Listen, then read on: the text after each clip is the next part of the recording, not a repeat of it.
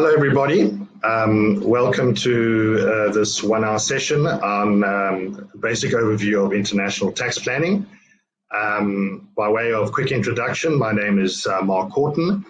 My background is a South African attorney of some 25 years, of which that entire time I've specialized in tax law, and more particularly the last 15 years or so, I have dealt more in the international tax planning arena. I moved to the sunny island of Mauritius, which you may well be aware is a low tax jurisdiction that particularly in Southern Hemisphere and Sub-Saharan African activities and trade is used quite a bit in the international tax planning arena. I've been based here for 15 years and I advise clients regarding transactions, high net worth individuals, family planning, as well as corporate and entrepreneurial owner business structures that deal cross-border.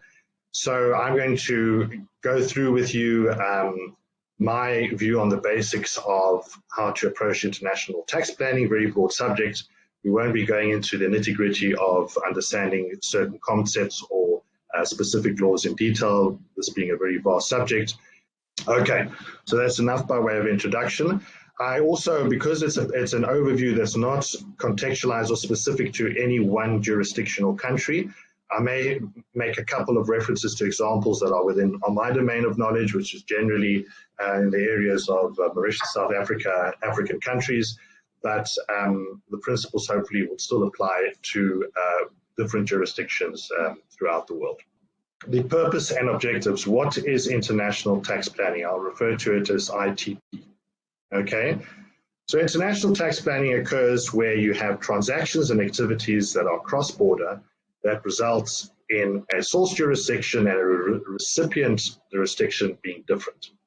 So you have, as a result of that, an understanding that jurisdictions have different tax laws, different tax rates, and also apply internationally recognized rules such as possibly transfer pricing, OECD rules of one description another. We're going to go into the OECD action plans in a little bit of detail because that is key to understanding in any international tax planning environment.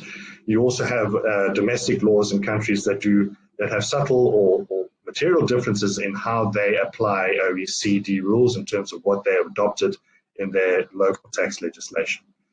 So obviously, transactions that are cross-border between connected parties or related parties or unrelated parties, there is a strong danger that in the absence of planning, you're going to have a possibility of double taxation, various other types of tax inefficiencies and practical problems, tax risks and complexities.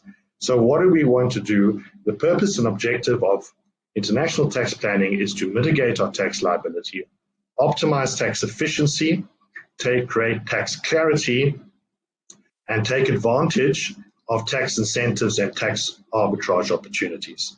Now, as you'll see as I go through this talk, I'm going to be illustrating how much more challenging and difficult international tax planning has become.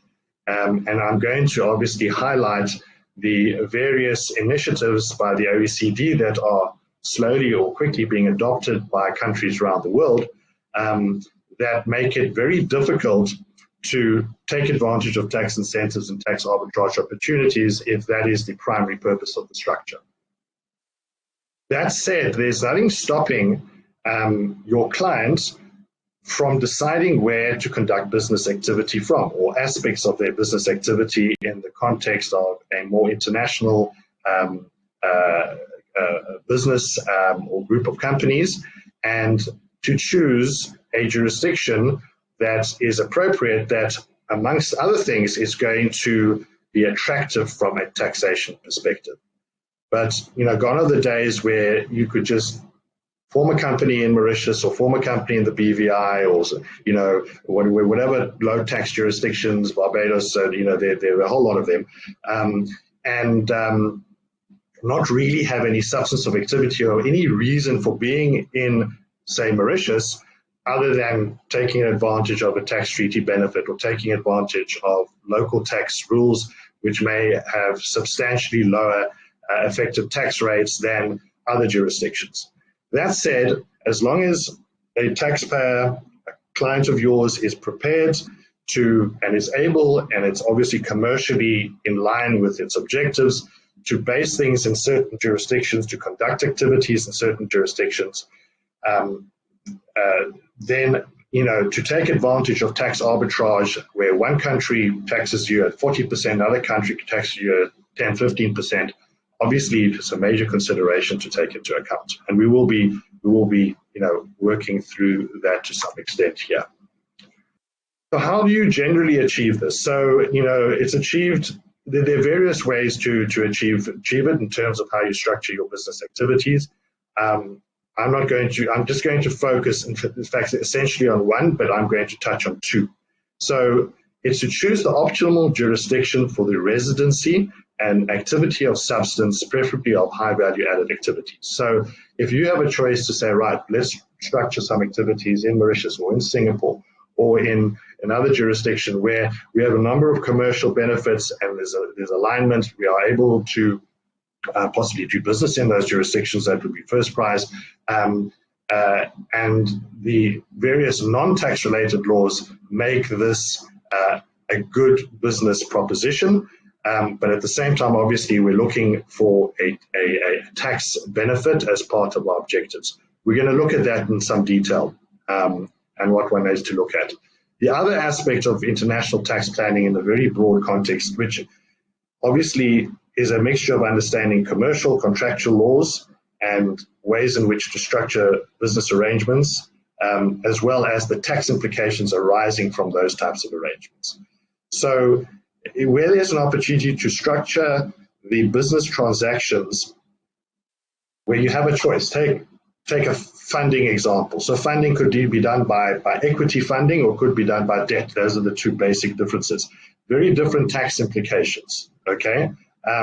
You could have an agreement, whether it's with a third party or with a related party within the group in another country to provide services, for example, or to somehow be involved in value-added activities and achieving some commercial objective. This could be structured as a service provider fee, or it could be structured possibly as a partnership or a joint venture or a profit share related model. So subject to compliance with the various rules that we're going to go to, understanding and making sure we see different ways in which you could structure the legal contractual arrangements, have different tax consequences, and obviously you would want to try and use, subject to them being of similar commercial value, a commercial contractual arrangement that has a more favorable tax outcome in the context of your international tax plan. Okay, I'll be going through that in limited detail here because I think the idea that I want to try and achieve is to really explain to you. Okay, so there's the examples. I was really dealing with LTJs, low tax jurisdictions, I referred to them.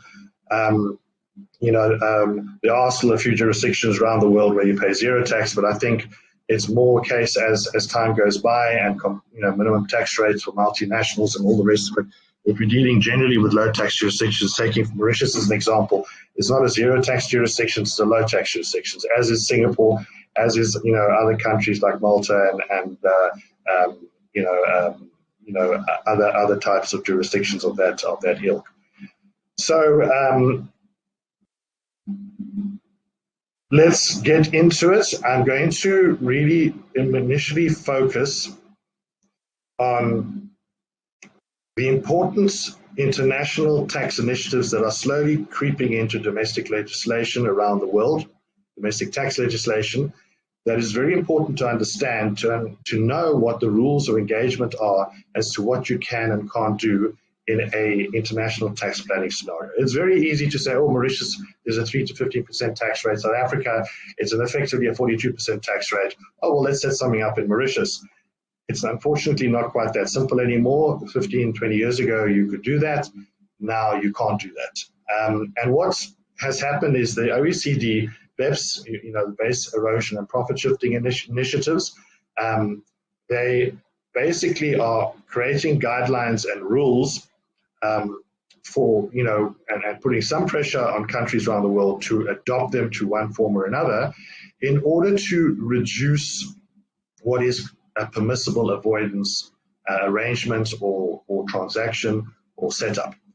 So as you would have obviously learned, we can apply the tax laws to the letter of the law, and that may have the effect of avoiding tax, and that's lawful, okay, as opposed to tax evasion, which is effectively fraud and disguising the true nature of arrangements, whatever the case may be.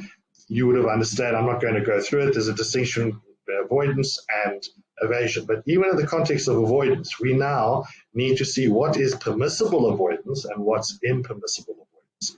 And this is really what's happened over the last 10 years in particular, is that with OECD BEPS initiatives, what is a permissible avoidance arrangement is becoming a narrower and narrower domain. And this is what we really need to understand. And I'm really just giving you the bare bones of the rules that one would apply, because I also want to deal with international tax planning in a that is not strictly only tax related. So you've got the 15 OECD BEPS action plans. Okay, I'm going to just quickly, there they are for you to look at. I'm assuming that to some extent or another you are aware of them and have been involved with understanding them. And these are key because although not all of them will necessarily apply right now to a particular international tax plan that you are doing for your company that you work for your clients, particularly in Africa, where a lot of African countries have not embraced a lot of the OECD actions and tax guidelines.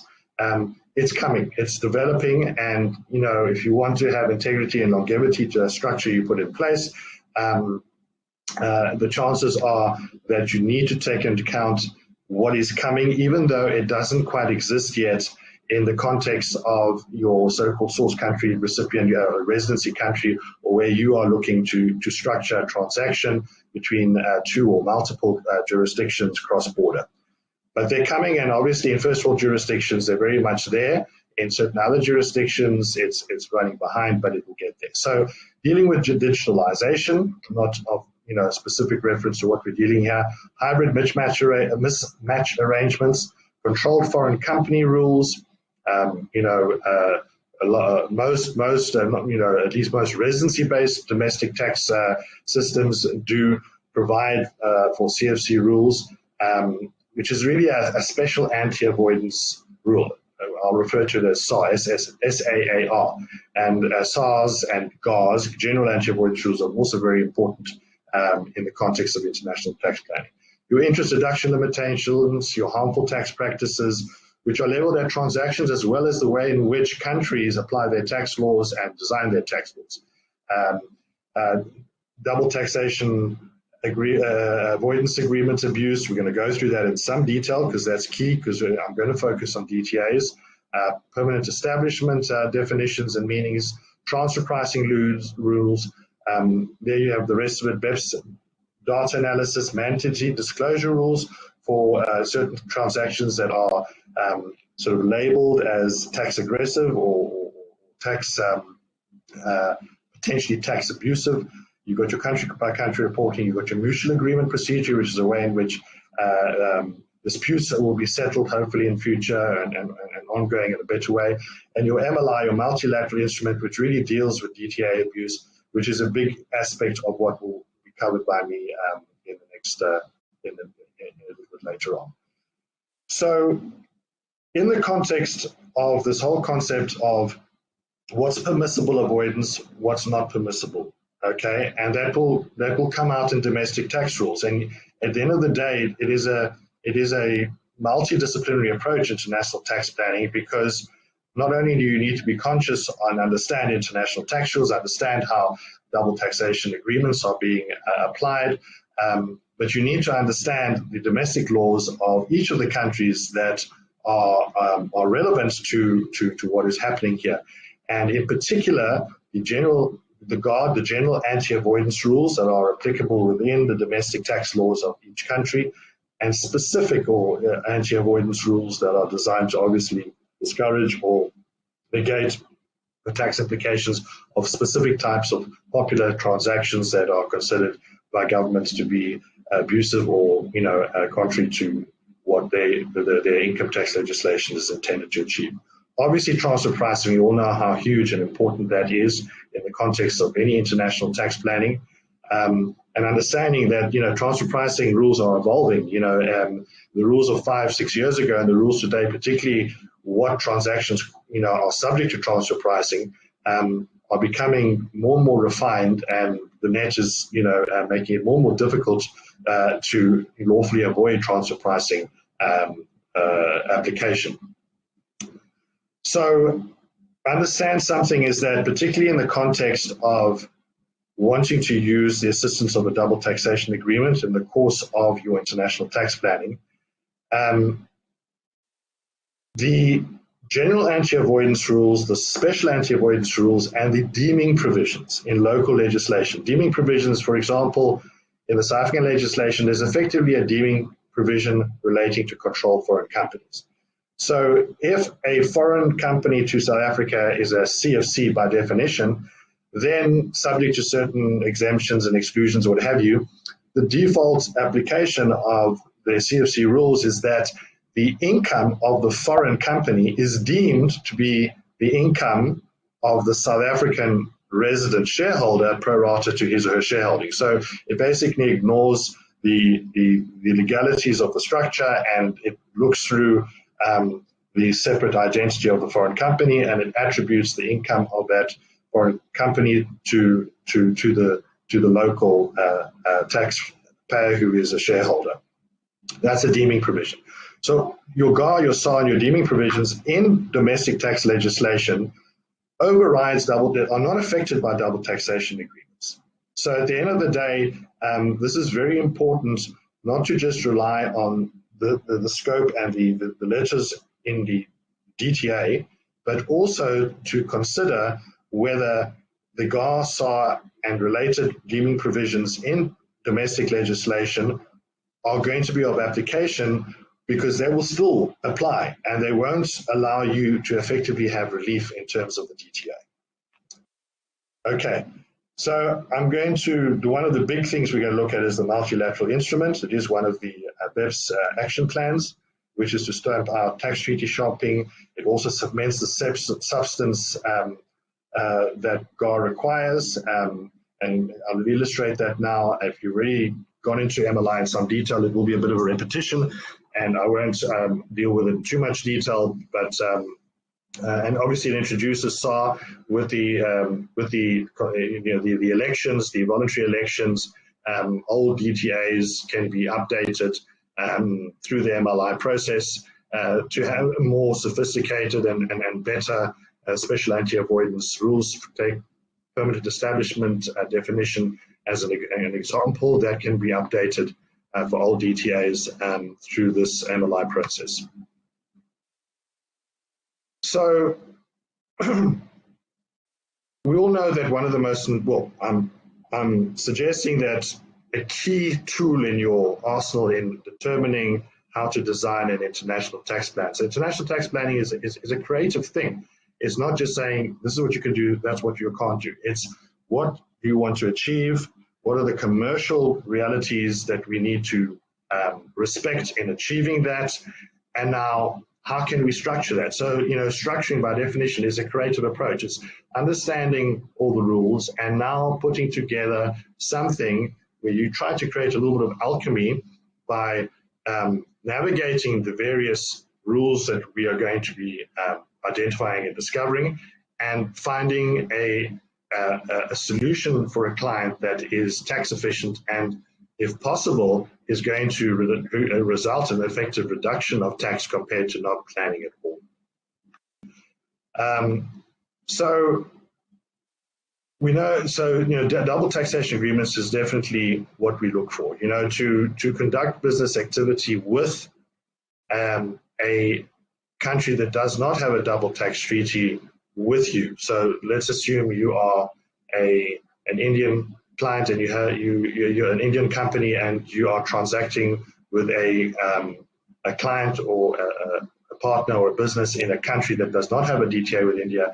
That's obviously a risk area, and we know, we've got a problem. So, you know, at the end of the day, it's become less easy to say, well, we don't have a DTA, that country doesn't have a DTA with India, but Mauritius does. Let's go and set something up in Mauritius, and let's now transact via the Mauritian company with this foreign company that happens to have a DTA with Mauritius that India doesn't. You know, I'm not sure if that actually exists, but I'm just taking that as a hypothetical example. So we know that we want to, wherever possible, and depending, and again, when you're looking, where the source of your income is coming from a country, then you obviously certainly are wanting to ensure that the withholding taxes that apply would be certainly not more than the taxes in the country from which you are providing those services or supplying those goods. So very quickly, and again, you may well be very well versed with what DTAs are already about. Some of you may be less so, but just in effectively what DTAs do is they create certain exemptions. So they give sole taxing rights to a particular country, your Article 7 business profits and your traditional DTA, subject to obviously certain exclusions like your PE exclusions and what have you, effectively exempts the tax from one country and gives the taxing rights to another. So those are obviously very nice to have, and those generally, all these things do override domestic tax rules, subject again to the non-applicability of your GAR, SAR, and deeming provisions in local legislation, which is important to understand. There's then a tax credit system. Most domestic laws do recognize foreign tax as a credit to local tax, but the DTA obviously provides for it generally as well, and ensures, where country with certain jurisdictions don't have it in their domestic legislation, it creates it. There's certain situations where you have a deduction for the tax paid elsewhere in your residence country, and what we all generally often look out for and use, which is the popular aspect of the tools within DTAs, is your reduction in withholding taxes. So, withholding taxes that will generally, according to domestic legislation, be 20, 30, 50, the US 30%. If you get DTA relief for the US DTA, that comes right down to, 5 to 10% in, for example, dividends and interest and that sort of thing. Of course, US DTAs have their own challenges because they've never needed the MLI because they've always been very careful to put quite robust limitation of benefit provisions to ensure that there's no treaty abuse. That's now, in certain ways, the MLI is achieving that for the rest of the world. So the MLI has severely curtailed the scope of DTAs and how their application and their ability to actually be of any value in the following ways. So you have in your MLI, so as you know, MLIs is multilateral instruments. There are countries, 70, 80 odd countries that are members, but a lot of have made indications that they will join. And if you take a 10-year view, I think that any country worth doing business with in most places in the world will be members of the MLI in one form or another. In order to become a member, there are obviously various voluntary elections you make with various DTAs you have with other countries, and if those other countries have the same election, then your DTA is amended accordingly. But there are two compulsory elections, okay? So the one is to basically qualify what the objective and purpose of the DTA is. So it prevents the sole objective of being in a jurisdiction to simply take advantage of the DTA and create net tax reduction or double non-taxation. No more tax treaty shopping. So what I was saying is MLI signatories requires one of the compulsory adoptions, that the scope of the DTA is to prevent double taxation, obviously to deal with dispute resolution and transparency and sharing information, but it is specifically not the scope, and the purpose behind the DTA is not to facilitate or encourage or permit double non-taxation, or creating a net tax benefit. So that they're specifically saying, starting point, the purpose of DTA is not to do that. If it happens to do that, well, that's another story, but that's not the purpose, that's not the scope of what this DTA is about. And everybody who joins the MLI has to make that very clear, which then allows the next issue. The second compulsory election is the adoption of either a principal purpose test, alternatively a limited limitation of benefits test, or a full limitation of benefits test. I'm not going to explain what those are, but effectively those are important rules which don't exist in most DTAs, the US DTAs in particular being an exception, where at the end of the day, for you, effectively what the principal purpose test is, and again, you may already know this you have covered this in your course, it's basically a subjective test where the Revenue Authority will challenge that if one of the principal purposes of the transaction, of the location, of whatever the transaction involves, which say could involve, I'll take my context, a South African company and a Mauritian company are transacting with each other, whether related or not.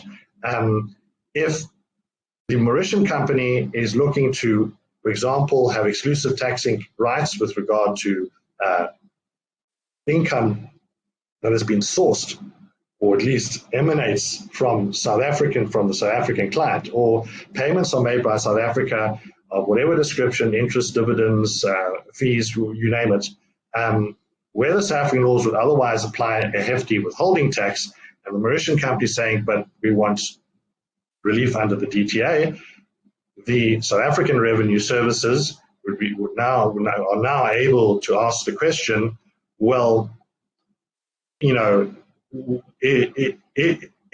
we are, explain to us why one of the principal purposes, not the only, one of the principal purposes of you being in Mauritius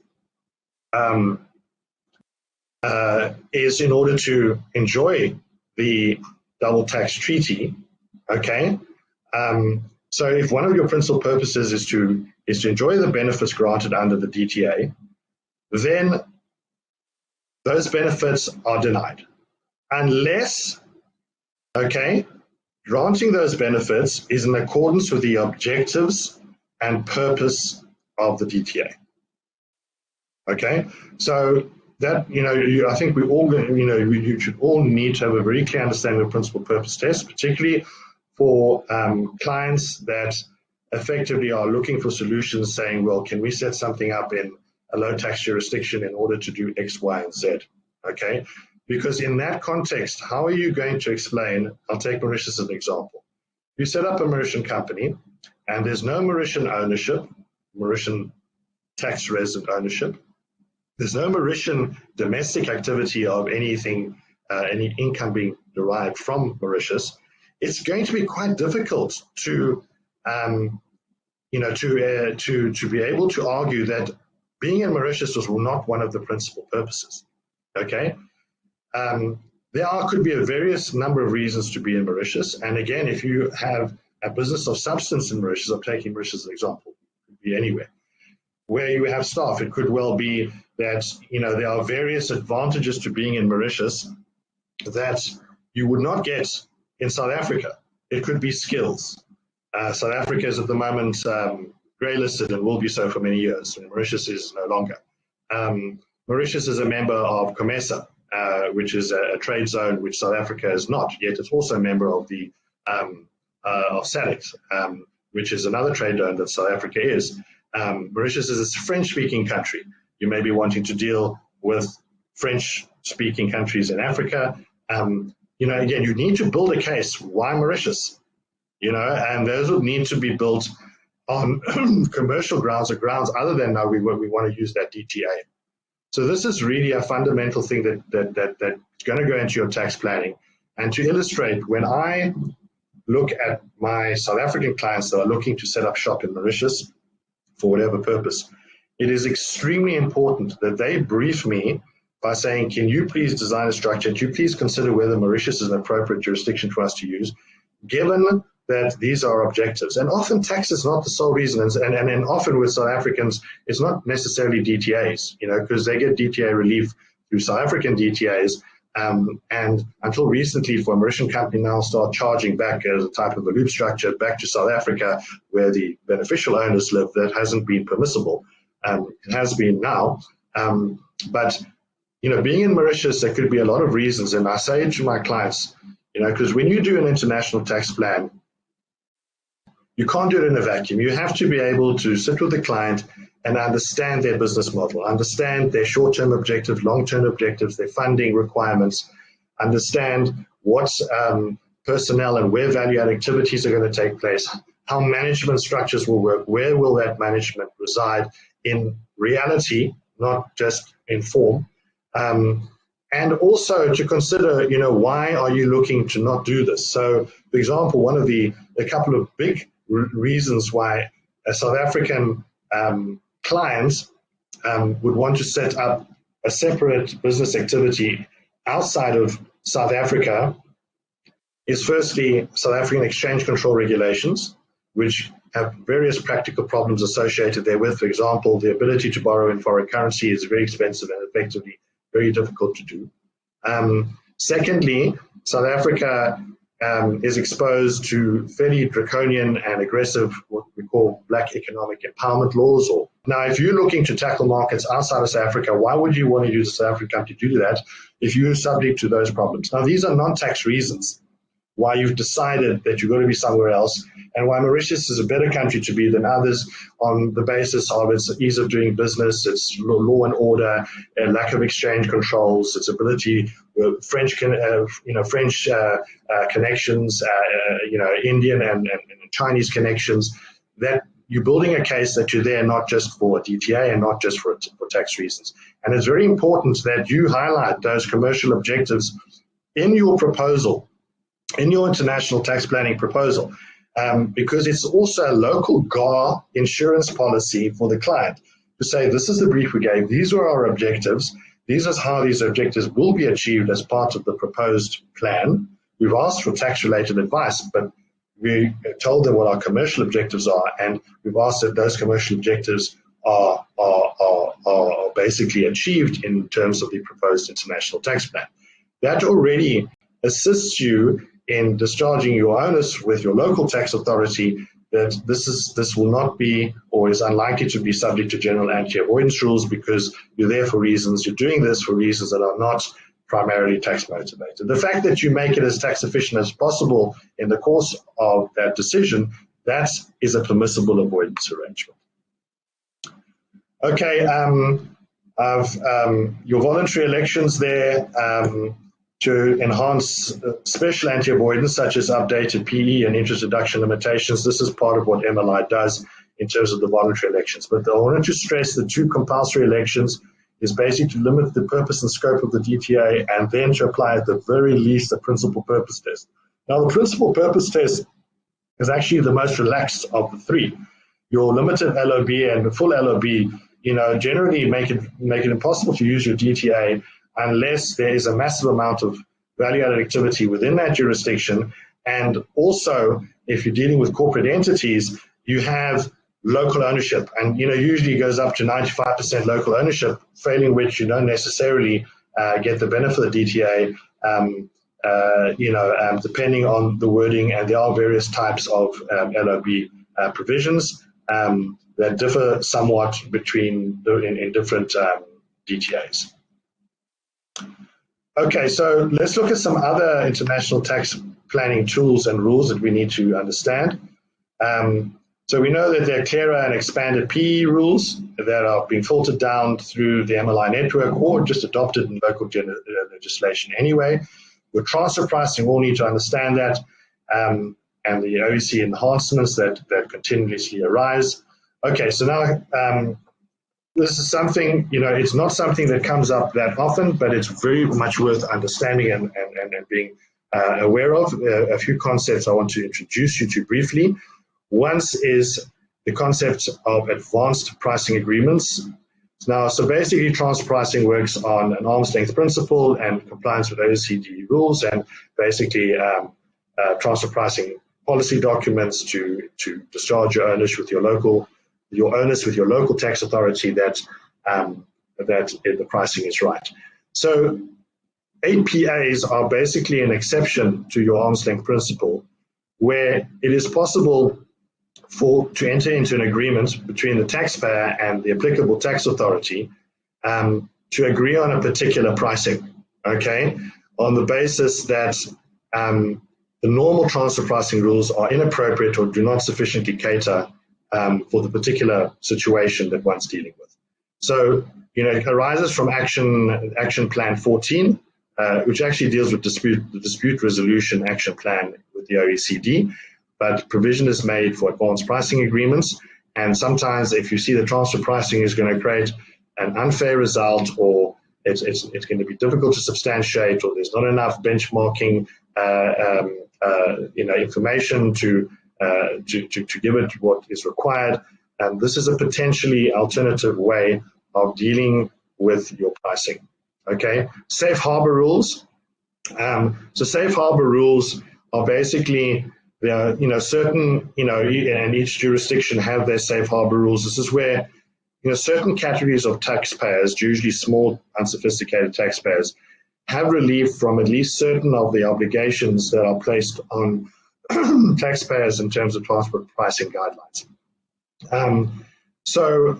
If you qualify, then the tax authorities will accept the transfer pricing declared without the degree of supporting documents and burdensome compliance. So it's worth checking if there are any safe harbor rules that apply to the situation, which would relieve your client from a lot of burdensome administration and compliance.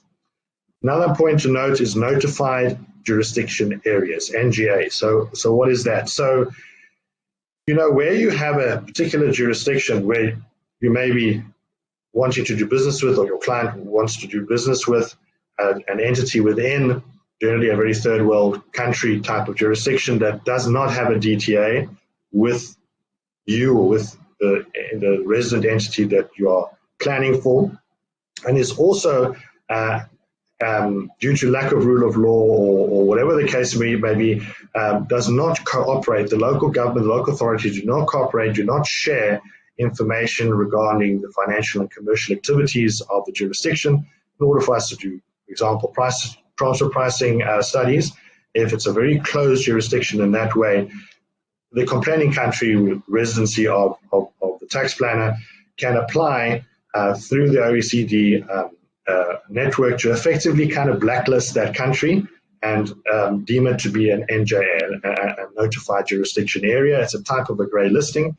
And the result of that is that any transactions with any party in a NJA is deemed to be an associated transaction, deemed to be a related party transaction with related party rules applying, the enhanced proof of source of fund rules that would apply.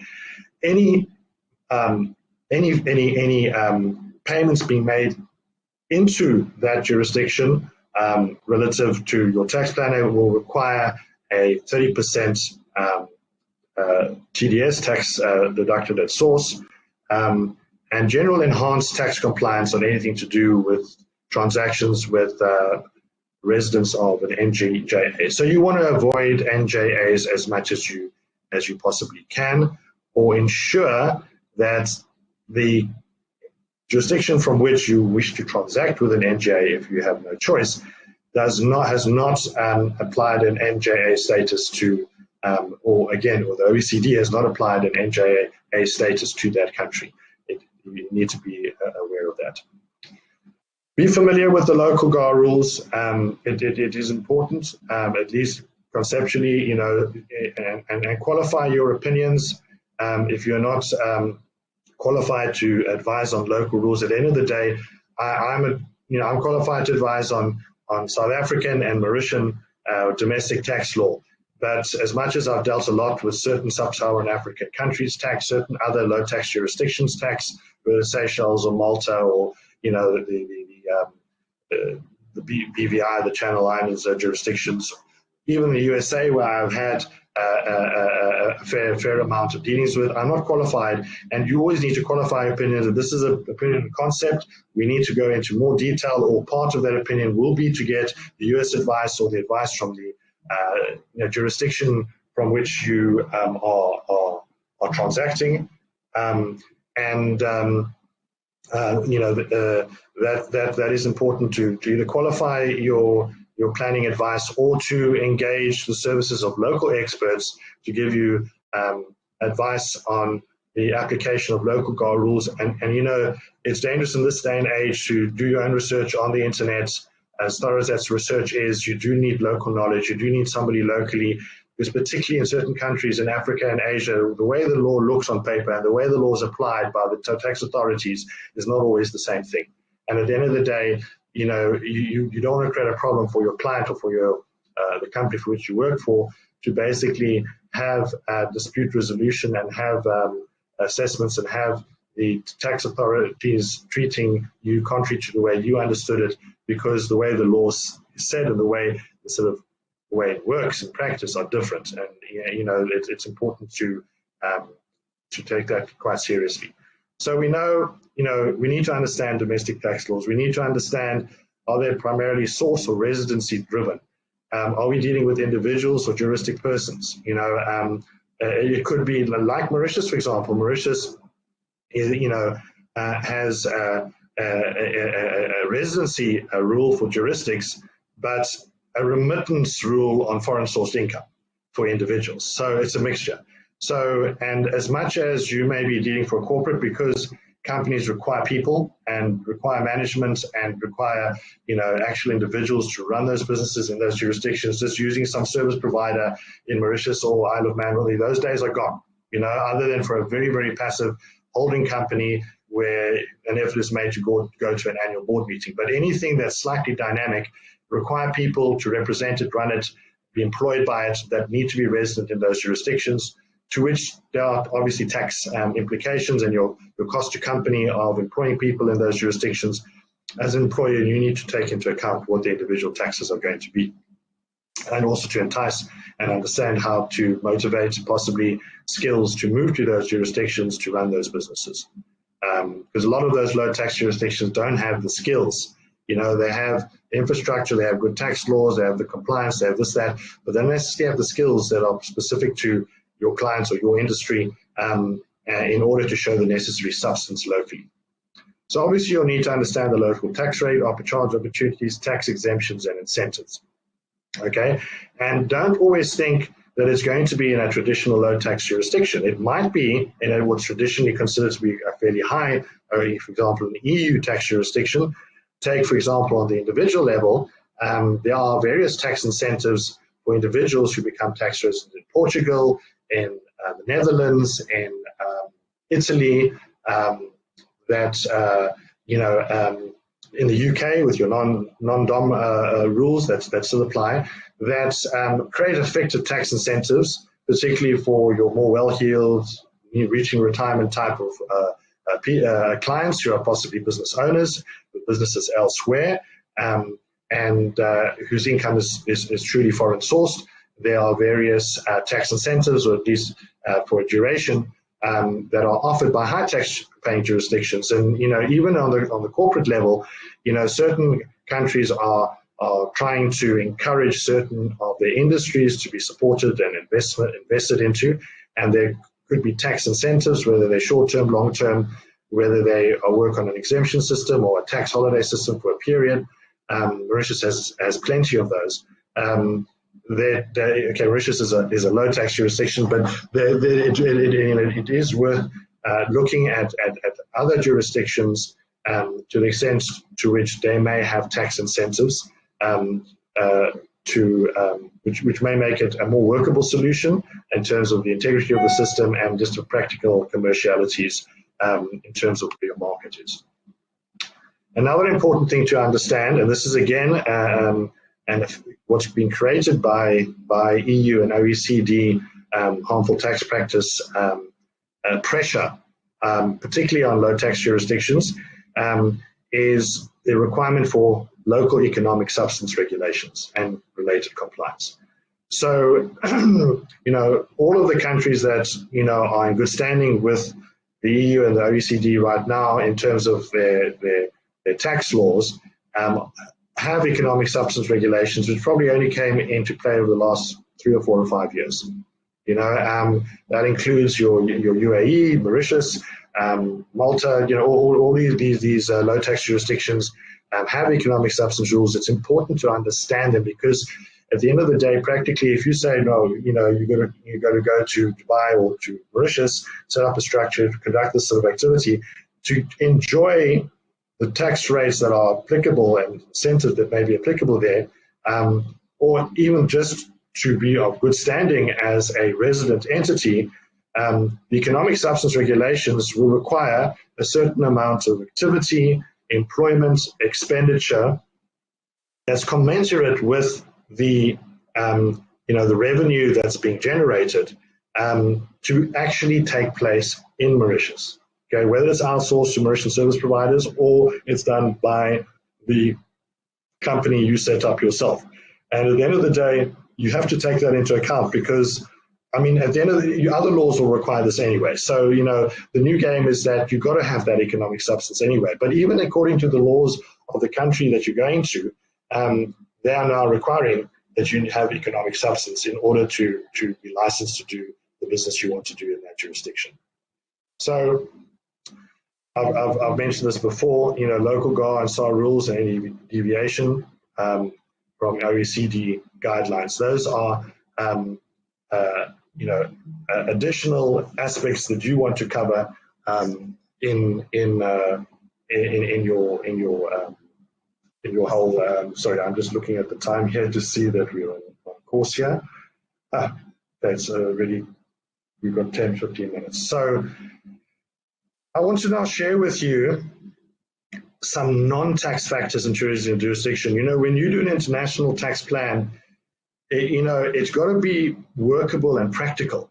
And, if the tax laws say, yeah, in theory, you can do this, this, this, this, and we've avoided lawfully, OECD rules, guidelines, action plans, domestic. But if in order to do that, we're going to run into all sorts of other problems in the jurisdiction that we choose, then it's not going to work, for non-tax reasons. So it's important, whether you're giving it or whether there's another service provider that deals with it, that is familiar with the environment, the business environment of the jurisdiction that you're looking to set something up in as part of your international tax plan, that certain other factors are considered. So obviously your international credibility. Until recently, Mauritius was grey listed. We got off quite quickly. Now South Africa is grey listed, for example. And the other countries, you look them up, you'll see other countries that are grey listed. And that has a big implication, okay? Because just in terms of the ability to do business, compliance laws in certain first world countries, the banking system and accepting of money, it can be a big problem. And it could, the grey listing wouldn't necessarily be on the basis of harmful tax practices. It could be Financial Action Task Force, a grey listing, which was in fact the one Mauritius was on, and now the one that South Africa is on, which really deals with money laundering, compliance and monitoring, and related infrastructure. Either way, that's important to be taken into account in your choice of jurisdiction. The legality of the activity you want to do. So I've had a number of requests by clients in South Africa who have got licenses for marijuana farming and production in Swaziland or Lesotho. The production, sale, and use of marijuana is sort of it's on the way to legalization in South Africa, but it's lawful in Swaziland and Lesotho, which are countries, independent states within the South African landmass. And they wanted to set up a holding company in Mauritius in order to hold the shares in a marijuana farm in Mauritius, in Lesotho, for example. Now, we can't do that because the Mauritian laws consider that an illegal activity.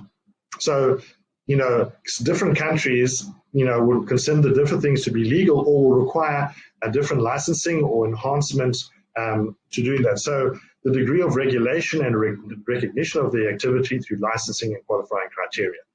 So to a certain extent, you want it to be high. So if you come to Mauritius, which is very well known as a financial services jurisdiction in terms of its offshore sector offering, to the world, and it is quite well regulated in terms of if you are licensed by the Mauritian Financial Services Commission as a fund manager or investment advisor or this or that, which is a regulated financial services activity, the chances are that licensing will be recognized in a first world country by the financial services regulators in those countries. So there it's high enough. But again, in certain other jurisdictions, that could be very low. Take Seychelles, for example, and a financial services licensed activity in Seychelles would not be recognized in most first world jurisdictions. Or would possibly have other implications to that. Your local empowerment laws, okay, that's important. Obviously, you don't want to set up a holding company in a country that have local empowerment laws where you can't do business, without local partners, so to speak. Okay, so that's one reason why, probably the biggest commercial reason why South Africans are starting their foreign business interests outside of South Africa is that they don't want to be bound by that. They're not sort of canvassing or exploiting the South African market.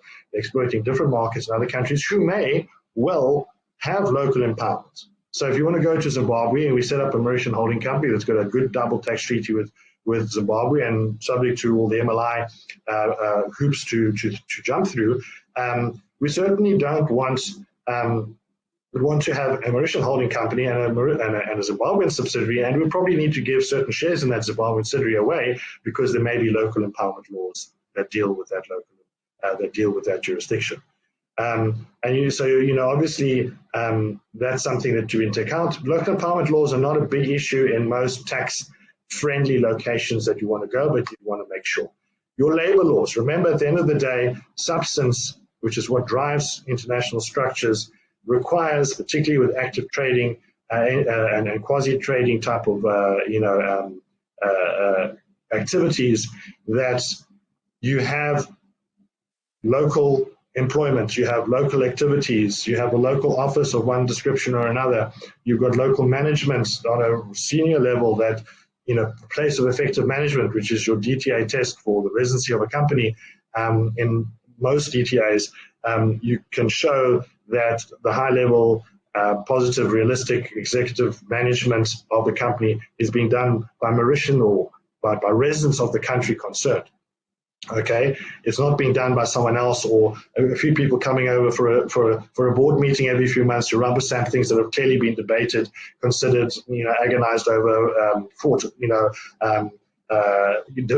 evolved. This is all another discussion, dealing with the whole aspect of POEM and showing.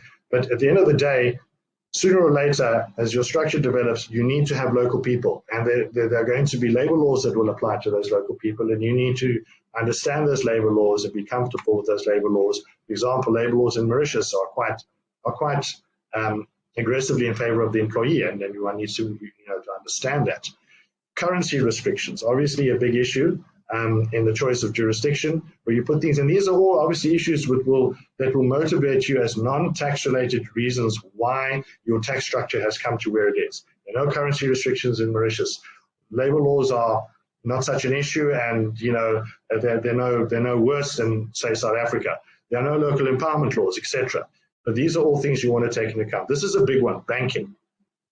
Banking has become a huge problem with the pressure put on banks internationally. It's becoming really difficult to open for a person or an entity to open a bank account in a country where the beneficial owners or the residency of the bank account owner is not within that country. So you need to carefully look at the banking environment and also the related services and your ability to conduct whatever transactions you want to conduct.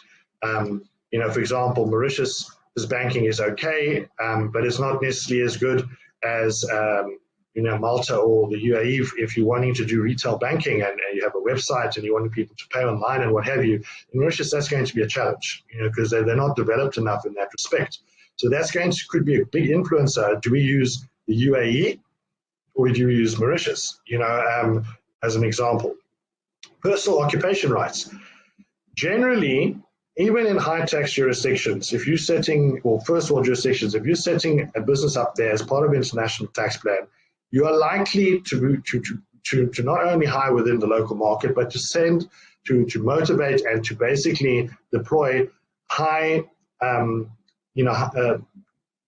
skills and senior management from where you are or from elsewhere to go and live as an expatriate in that country and basically represents the management of that company within that country and to ensure that the value-add activities are actually taking place from that country. So there are going to be different rules in different countries as to the occupation rights in order to get a work permit.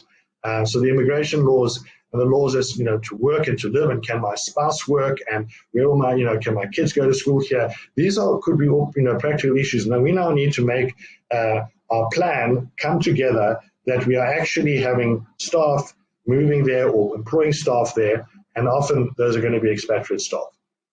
The rule of law and the ease of doing business, that speaks for itself. Okay, this is quite a big one that you need to consider: the credibility and efficiency of the local courts for tax authority dispute resolution. Okay, so for example, if I'm looking to establish an offshore trust, okay, for a wealthy client as part of a family wealth plan, and there are issues within the family and we're talking about serious money, I'm not going to use Mauritius for the trust. Okay, Mauritian trust law is very new here. The Mauritian tax system is not, the litigation, the system for dispute resolution is very, very simplified. It's very, very problematic. You don't want to go to court in Mauritius. You don't want to deal with dispute resolution in Mauritius. Whereas if I go to Guernsey or Jersey, not only are the trust laws better, but in any dispute and the application of the law of the trust, which would be Guernsey trust law, the courts have a wonderful precedent of authority in terms of what the law says and how disputes will be sorted out, as well as the necessary skilled lawyers that are able to deal with that. And that's not really a tax-related environment, but it's part of what you're doing, in that you're creating a tax plan. It involves an offshore trust. Where should that offshore trust be? It may make sense that your trustees are in Mauritius, okay? So the services are being provided by the trustees in Mauritius. Mauritius have got some very interesting laws where it doesn't consider the trust at this stage to be tax resident in Mauritius, even though its place of effective management and central management control with Mauritian trustees takes place in Mauritius. So we don't have a tax problem in Mauritius, effectively zero tax. But if we got a Guernsey law trust and dispute resolution happens according to Guernsey courts, that's the best of both worlds. So that's just an example. I hope, this has been very broad, very generic. I'm really, just putting all the things out there that one needs to consider. Obviously, it's a lot of experience and knowledge that one builds up, dealing with how to put an international tax plan together. As I said, it's multidisciplinary. It won't just require your skill. It requires skills of different people that have knowledge in different areas of law, commercial law, local business law, and tax law as well. Yes, it was nice sharing with you guys, and I will do my best to answer the questions that you may raise in a little while, if you do have questions. And thank you very much.